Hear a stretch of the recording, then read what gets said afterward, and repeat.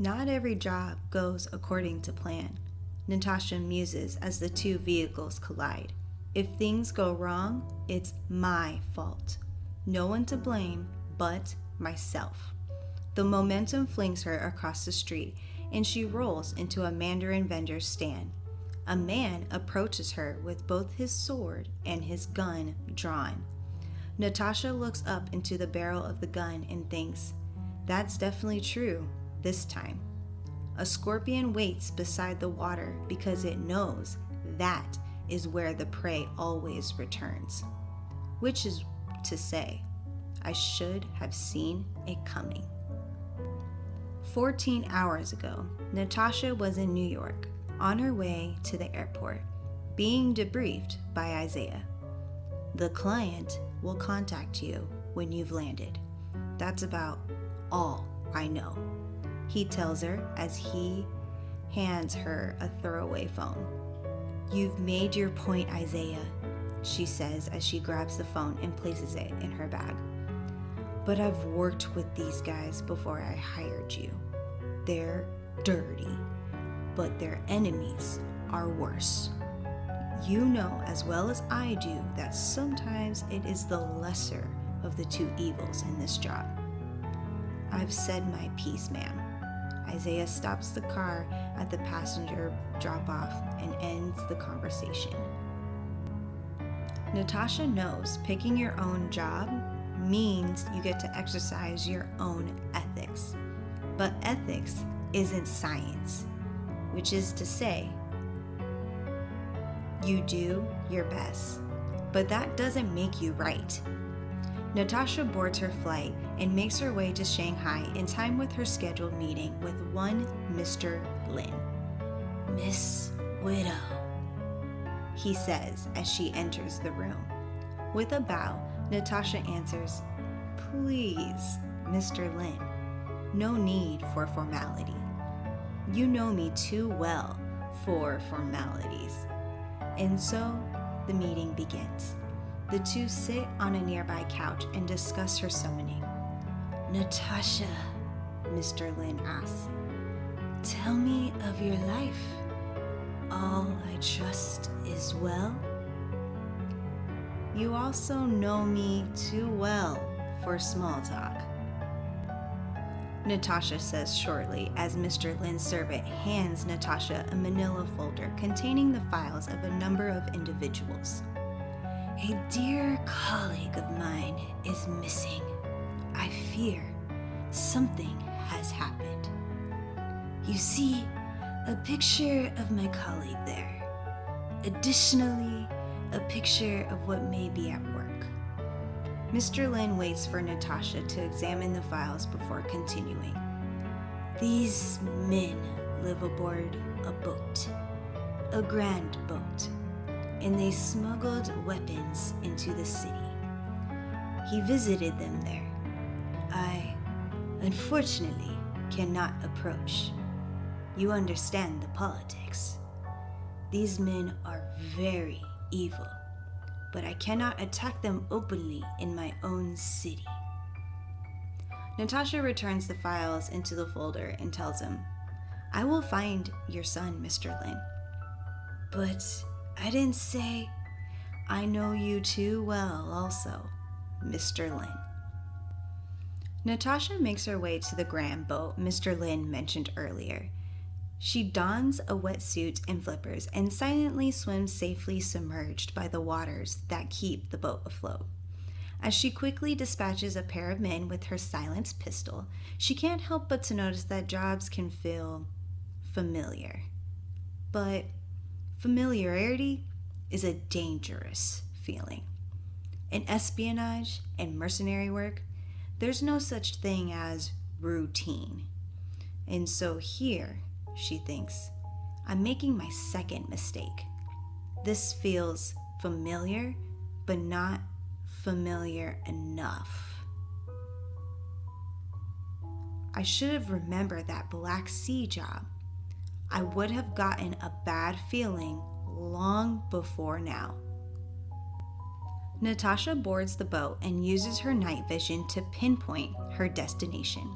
However, when she arrives, she finds her target, Mr. Lin's son, is already dead from a tactical slice to the throat. However, his body remains seated at the table with nothing else but a pool of blood, an unopened bottle of wine, and a small scorpion. "Crap," Natasha says as she breaks into a sprint at full speed. No situational awareness. My second mistake. My first mistake was thinking this job would be easy. An explosion triggers and the boat begins to ignite. Natasha is barely able to make it off in time by diving into the cool ocean water below, and unbeknownst to her, someone smiles as he watches it all. In New York, Isaiah apologizes to the man that he is currently meeting with. "I'm sorry, I cannot disclose that information to you, Mr. Ames," the man finishes. "I represent a private party who wishes to remain anonymous." "I see," Isaiah responds. "Well, as I said, I cannot discuss or even disclose my client's travel records to you. Of course, your client is responsible for a significant loss of property. We're seeking restitution, and for both our sakes, we would prefer to keep this out of the courts. I'm sure your client's reputation in the papers would suffer if we did so, as would that of the Avengers. The burden of proof lies with you, Mr. Ames. I cannot discuss my client's business, private or with government agencies, without a subpoena. And good luck with that one." Mr. Ames stands from his seat and begins to leave the room and states, "Well, Mr. Ross, I'd hope we could settle this privately."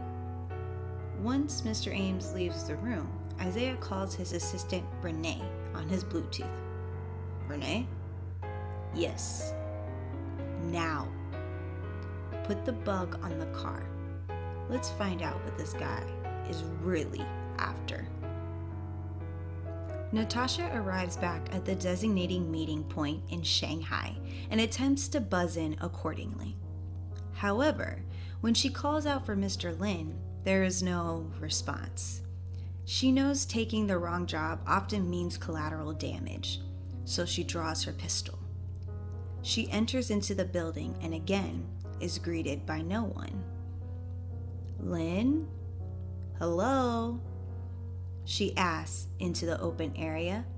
Finally, she finds him, still sitting in a chair, stabbed through the heart with a katana. Each one of his bodyguards laying around him, dead and bloody on the floor. Suddenly, another katana swings through the air and nearly strikes Natasha. She is only barely able to notice the incoming attack and dodges backwards. However, the strike from the katana manages to cut the barrel of her pistol off, resulting in it becoming useless. The katana swings again, this time horizontally. Natasha jumps to the side and drops her pistol in one action. The katana instead collides with a nearby pillar and slices it in two. Natasha continues to leap around the room in order to avoid her attacker, and each one of their nearly missed strikes destroy everything that their katana comes in contact with. "You are quite difficult to kill, Natasha." Natasha pulls out her second pistol and aims it at her aggressor, but they easily clog the barrel of the gun with a projectile. They attempt to demean Natasha, telling her that her gadgets and toys are useless when she is so easily deceived. Natasha flips her way into the kitchen and kicks a number of kitchen knives off of the counter and towards her opponent before using her elbow to break open a nearby window. She leaves the window and begins to fall to the flood stories below. He's not wrong, Natasha thinks, as she lands on a cheap sign attached to the building, bounces off, and crashes on top of a car already moving through traffic. "Ow," she says as she pushes herself up from the hood of the car. "This was my third mistake. I thought I could win this fight." The car she landed on continues to move in traffic, and out of nowhere, another car approaches and crashes into the first, sending Natasha flying into a Mandarin stand. Back in New York, Isaiah enjoys his lunch in his car while he listens in on Mr. Ames' true intentions. Mr. Ames currently sits inside a limousine with another gentleman and a woman. "We have found Black Widow," Mr. Ames tells the two of them. "What I know is she is out of town now. If we keep an eye on the lawyer, we will know when she gets back." The woman is the first to respond. "And your plan is what?" she asks. "When she gets back, we blackmail her for the money." "She'll pay?" the woman asks. "She'll pay. She killed our employer, so we will make her pay." "Okay," the second gentleman says. "So what of the lawyer?" "You two will kill him," Mr. Ames instructs. "But we need all the money first. He has the pocketbook, not his client." The other man in the car then proposes, "What if we killed him first? For leverage. A threat. That's what the boss would have done. It might encourage her to come quickly." In Shanghai, Natasha stares into the barrel of her assailant's pistol. He tells her, "The Widow, the Russian Avenger, the Slavic Shadow, the Red Death. They have so many names for you." Natasha now looks up at the man and recognizes her attacker. It was the same servant who handed her the files for Mr. Lin.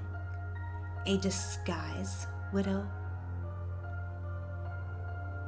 "You can call me Iron Scorpion."